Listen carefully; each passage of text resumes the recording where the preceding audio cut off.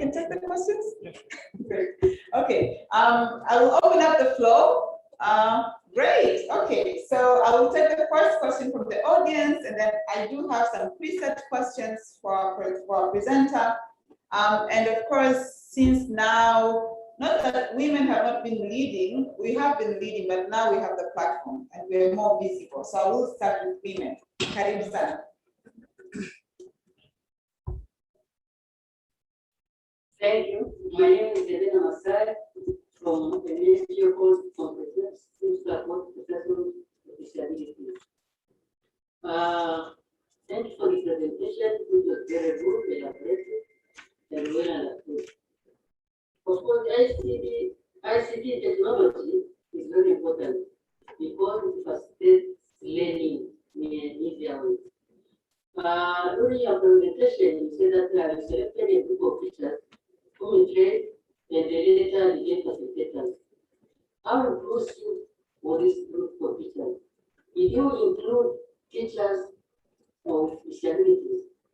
For example, if you go to Shulia Dodoma, most of the teachers have hearing impairment. And if you go to other schools, teachers have visual impairment. So I was wondering how inclusive with this group. And then also during the teaching, of course, most of the knowledge is by visual. I mean, you have to see what is happening, but that facilitates learning. So how did these teachers were able to transfer this knowledge to those pupils who have visual impairment and hearing impairment? And another question that we said that we conducted a study, and we found that teachers, 99% of teachers have smartphones. Did you include teachers from the extreme rural areas who are still using the Tochi, SIMs like Tochi, who cannot access internet or WhatsApp? So these are my two questions. Okay, thank you for your question. So if I go to the first question.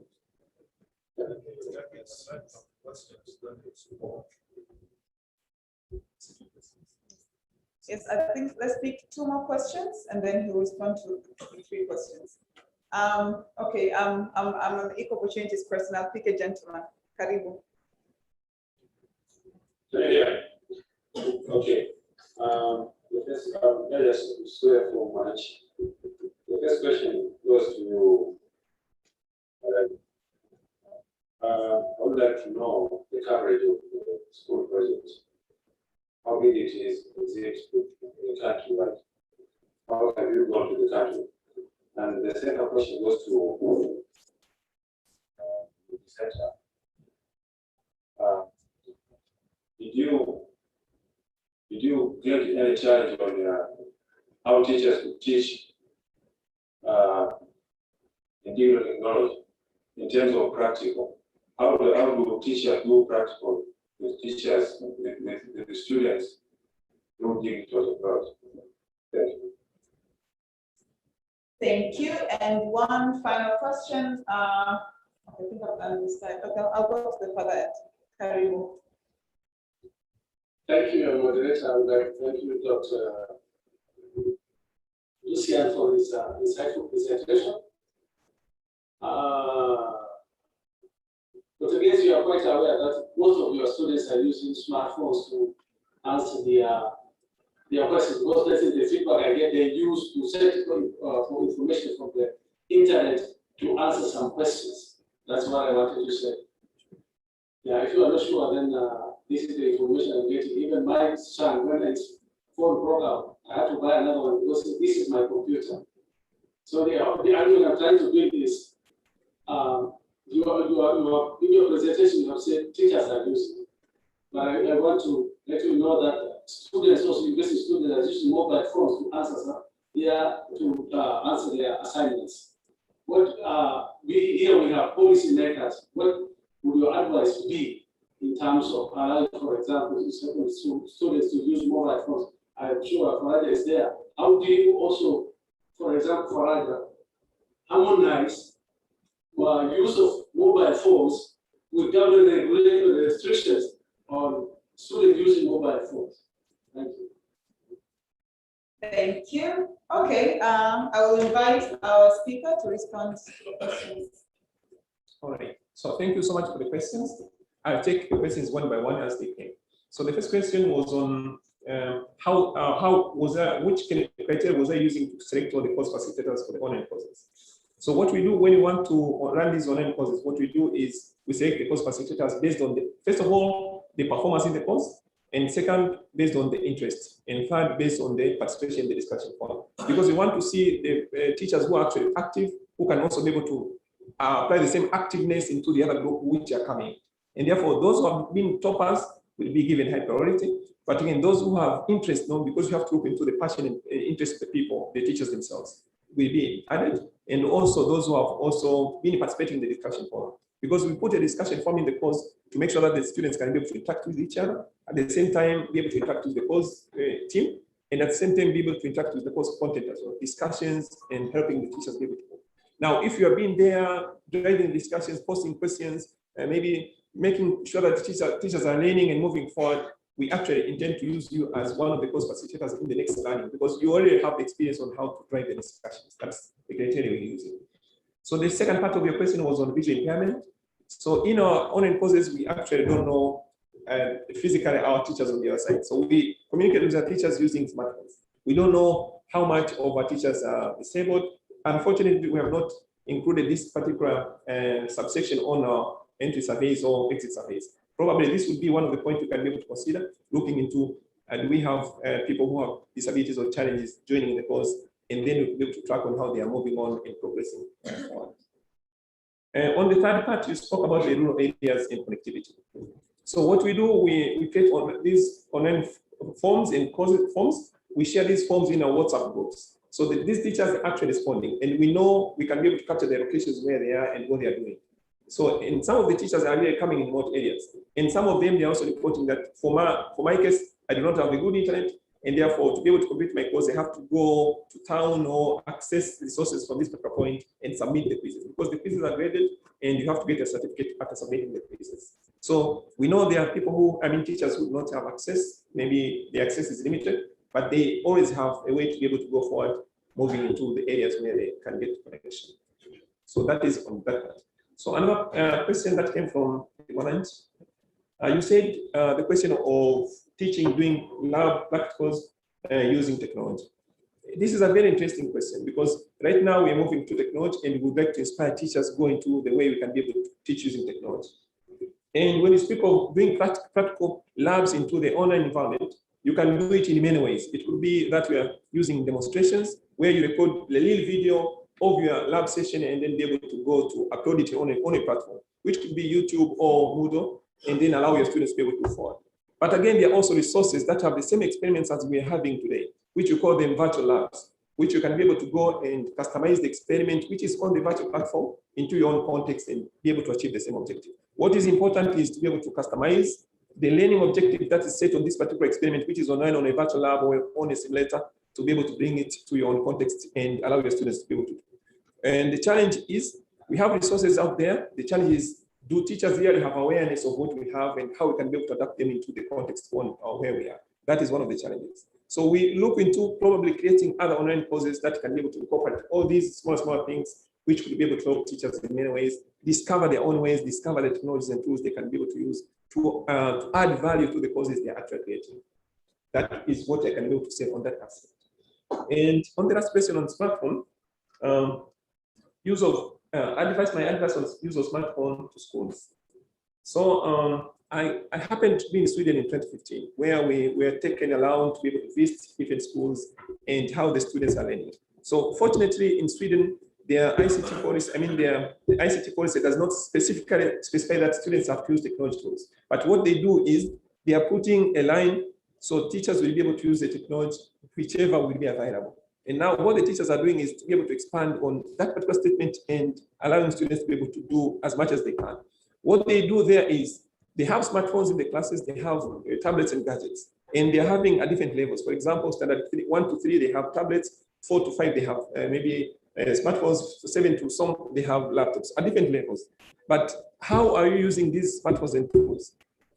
For them in Sweden, what they do is when it is class time and when they think this particular lesson has the need to use this smartphone or tool. These tools are brought in the class, the students are interacting with them, using them, responding to quizzes and questions, and then at the end of the class, they're corrected and taken back. So they're not allowed to keep using them all the time here and there because it's not like how it is. So I'm not sure whether we can be able to do this in here, but probably this will be a question for discussion and expansion more when we open up the floor. Thank you. Great, thank you. I do not know why I was being asked questions being a moderator, but I will respond to the two questions that I was asked, and I hope we can hear more from the audience. The first one was our coverage. So the good thing is, Shura Direct has a booth outside. We are right next to my lovely mother, Uwezo and Tenmet. Our booths are right at the end when you come out, and you receive all the information you need about our programs. But so far, we have about 240,000 registered subscribers. So those are different from users. Our users, as I said, they fluctuate. They range between 400,000 to 500,000 a month. But we also have 60,000 registered teachers. Our coverage is nationwide, and that's the beauty of technology. We're not based on we do have physical presence in schools, which you can find out more at the booth, but we are online. So any person who has a phone, a laptop, any device, please go onto our website, and this is now a golden chance to market ourselves. You can go on shuradirect.co.tz, and you can find 13 secondary school subjects based on the national curriculums. And you can also check out our application on Google Play Store and Apple Store. It's called Shura Direct. Thank you for the marketing opportunity. And now to the question. So I want to give a short story. When I went to school I went to Catholic schools. So these are Catholic system schools, and we were not allowed to bring in biscuits and sweets and juices. We could only consume what was available in the school. And it's not that we were not given biscuits and sodas and juices from the school shop. We were, but it was very coordinated. It was very regulated. We could only consume what was available in the school. And it's in the same case when we want to introduce technology, or when we want to have students use smartphones or mobile phones in schools. The whole idea, and I'm such an enthusiast of technology, but there is nothing that can replace a parent's or a teacher's role in creating a regulated environment, in creating a coordinated environment. Learning is not about one thing, it's a number of things. And I think the whole aspect of controlling smartphones and mobile phones in schools is because you cannot introduce something without creating regulations, without creating supervision, without creating a coordinated structure where you can actually have that thing being put to effective use. So, as much as I support technology and innovation, I do not support just dumping a smartphone in the student's hand and expecting them to actually be efficient and to be productive with it. And even if it's at home, you can't just dump a smartphone into a child's hand and expect them to be productive with it. You can just switch on the television and leave them there and go on with their responsibilities without supervising them and making sure what they're consuming is right for them. So technology cannot replace a parent's role or a teacher's role or a school's role. Yeah. I'll take more questions. This side, yes, Karibu.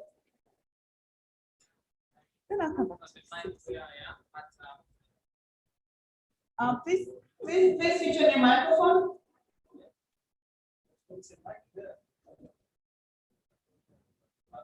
I think you can hear. Yes, please go ahead. My question was, I know you're doing a very good work, putting the qualification. And so saying education is the right for everyone. So equal for influencing the government. So we go to there is delivery and their focus, because at the end, the government has a role to provide the education to every child. This the use of technology. So through Direct, you are providing support for teachers to use technology to teach. But how do you force the government to allocate a certain amount of money so that every school at least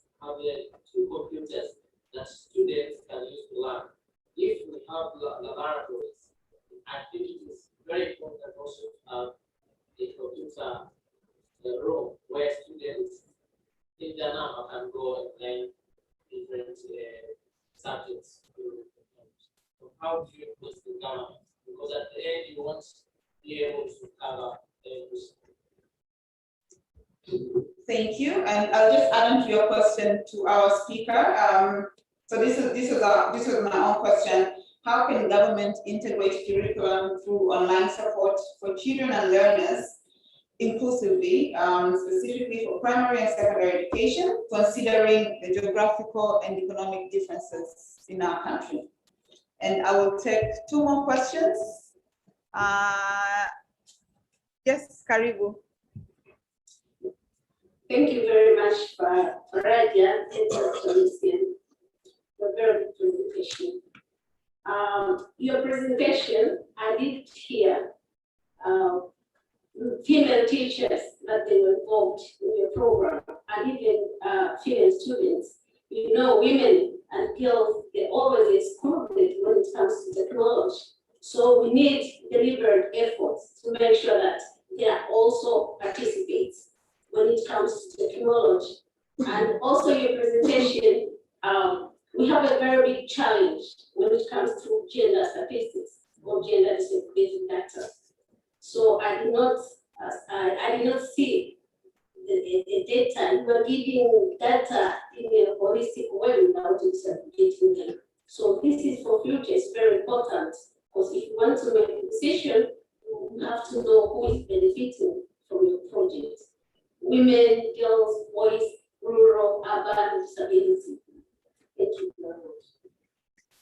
Thank you. Yes, Karibu. Asante sana. My name is Kobia. I work as a regional education advisor in the Education Out Loud program, originally from Kenya but based in Uganda. Thank you very much for the presentation. In fact, ICT in education is one of the innovations that is being focused on now by curriculum developers. I would want to bring up the point of using technology as a mode of content delivery vis-a-vis using technology as a pedagogical tool for teaching. So most of us, or most of what is being practiced now, is a platform for delivery. For example, what is the difference of the teacher demonstrating an experiment in class and recording it and posting it online? It is the same experiment.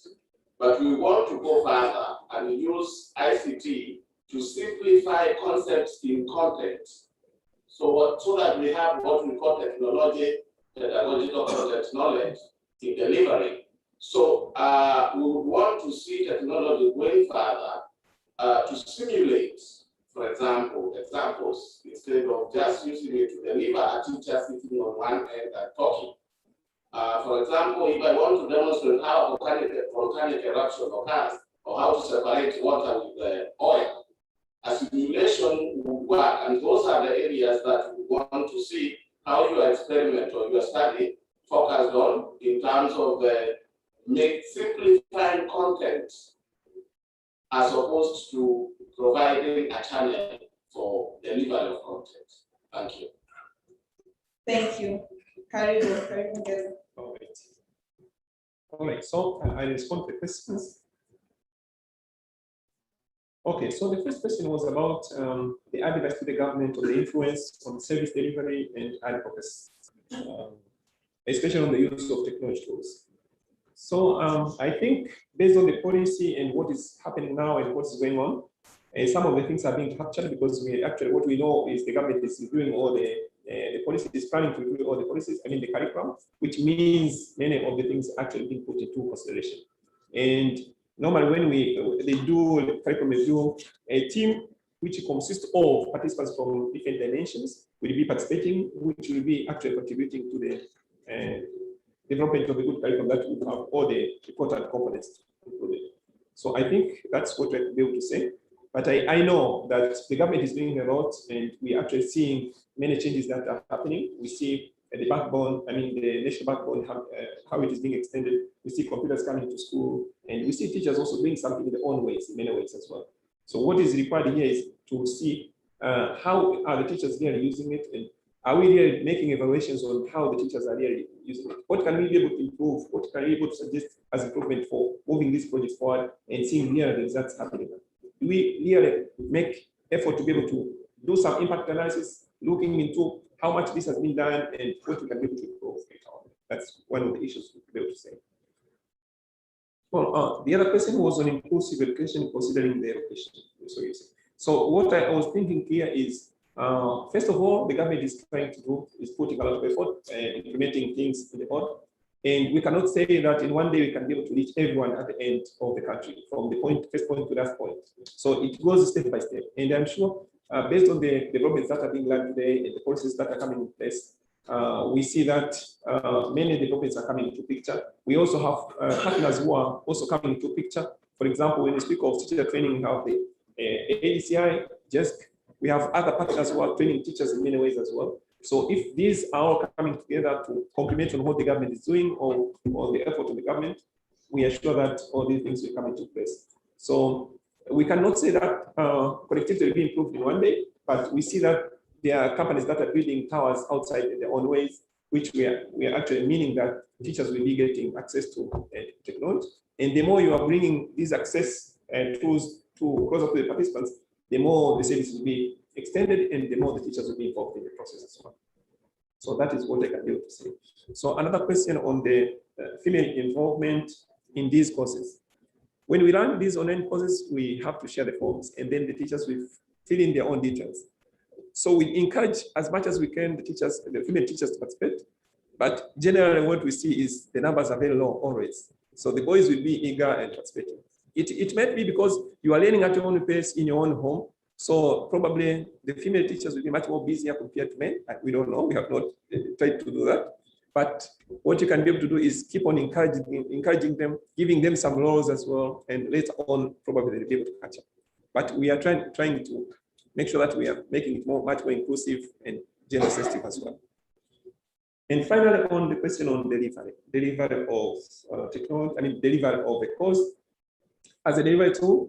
So what I can say is, so in the first place, when we record a video, for example, as a teacher, when you record your video experiment and share it on YouTube or on maybe on a platform like Moodle, Google Classroom, it's one level where you actually have something done. So probably the next level is to be able to see how best can I be able to include some interactive features in the process as well, to make sure that our students can be able to make sense of your learning objective you've set. Because everything goes with how you are setting up your learning objective. If you have not made it much more clear to the students, it won't be much more easier. And another thing I would say is we do have already resources that are available where teachers can be able to curate and use them.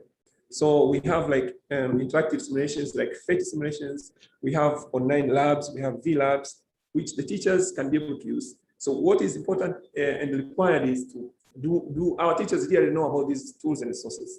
If they don't know, then can we be able to provide awareness and see whether they can be able to use them in their own context?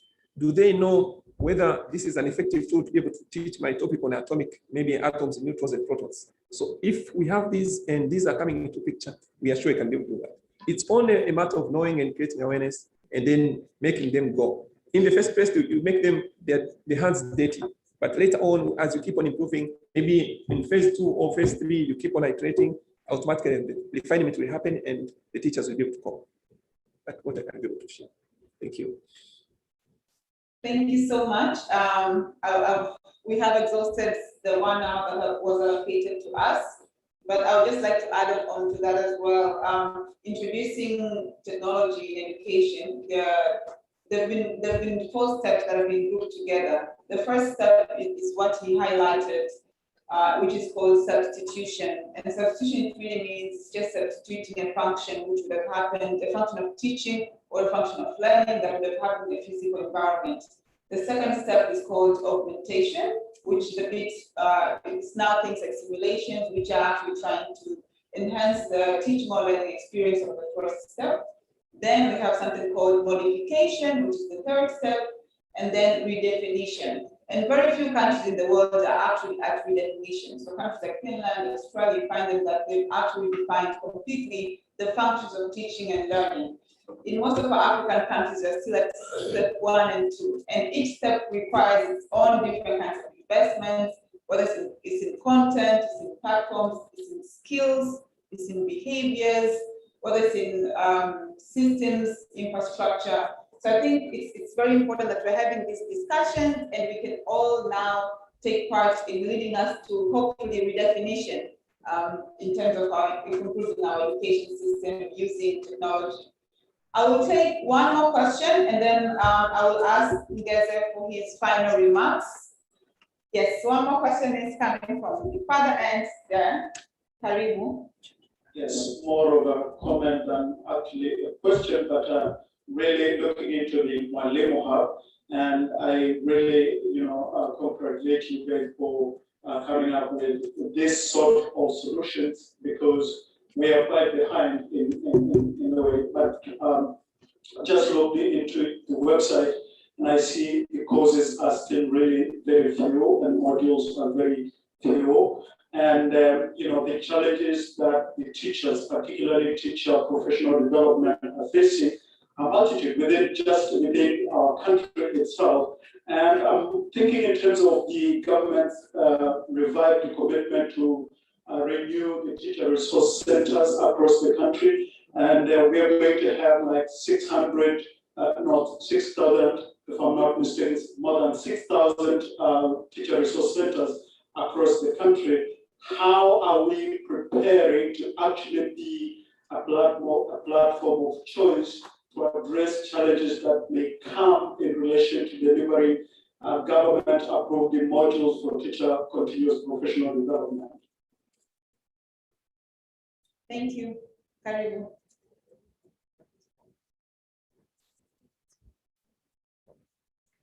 All right, so thank you for the compliment on the effort we are doing. I think since you have said there are a few courses, we'd like to see more courses coming to picture. And in this process, you can also be able to engage more teachers in the process of learning. Because maybe what the government is doing cannot be enough to reach everyone. Every teacher cannot be reached quickly in the shortest time as much as we can do. So if we use technology, we can be able to reach more teachers and we can be able to make sure that they're gaining the intended skills we want. For example, we are now in the 21st century where we'd like to see our teachers teaching in the 21st century way. So are we really prepared? Are our teachers really prepared to do that?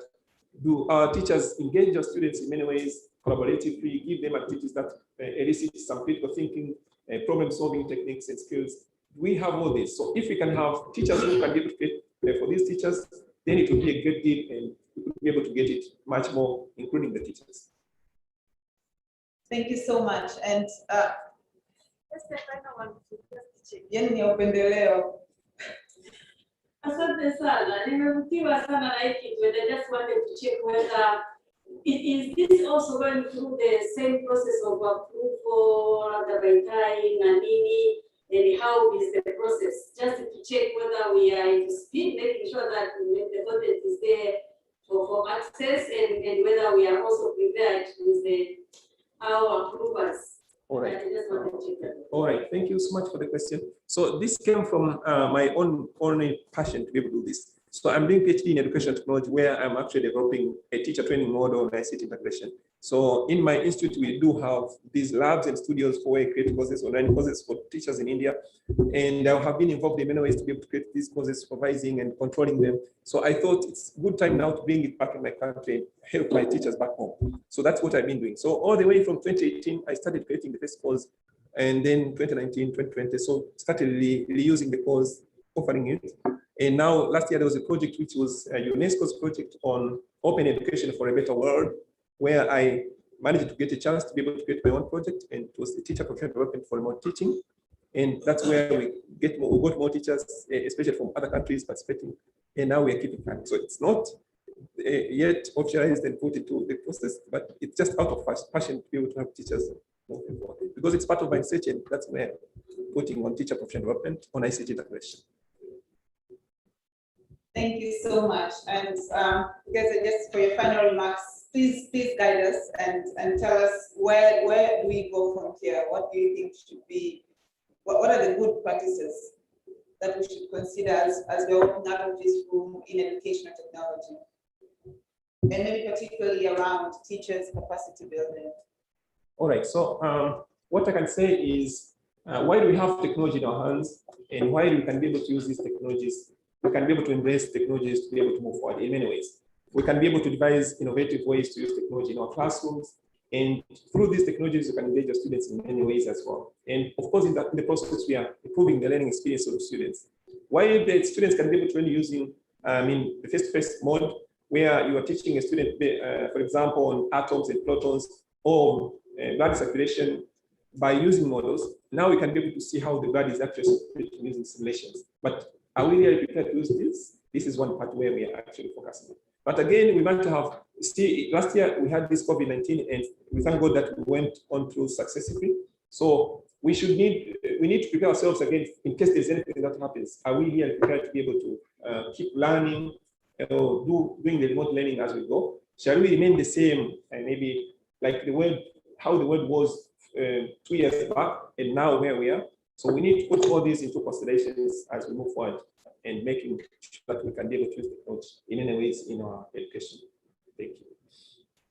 Thank you so much. And that will be all from us. Thank you so much for being with us, for paying attention, for engaging, for participating. And again, thank you for your patience and understanding with the glitches earlier. We look forward to continue the discussion with you during these remaining 2 days, but I've also shared my contacts on the Summit Point application.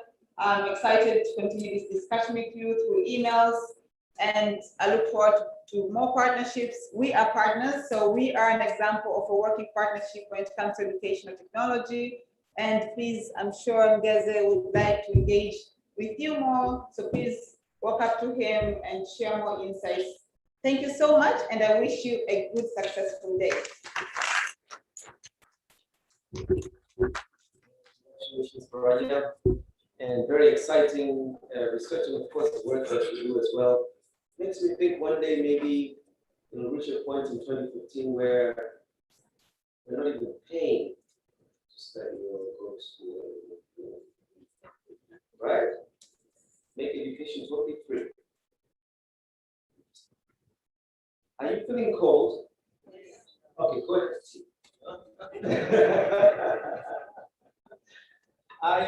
I almost forgot about tea. I was about to bring on the next presenter and I would have taken us to lunch. But tea is ready, 2 sets. Please flow up through the main door. And I believe there are coupons for that as well. So I'll see you back in about 30 minutes or so.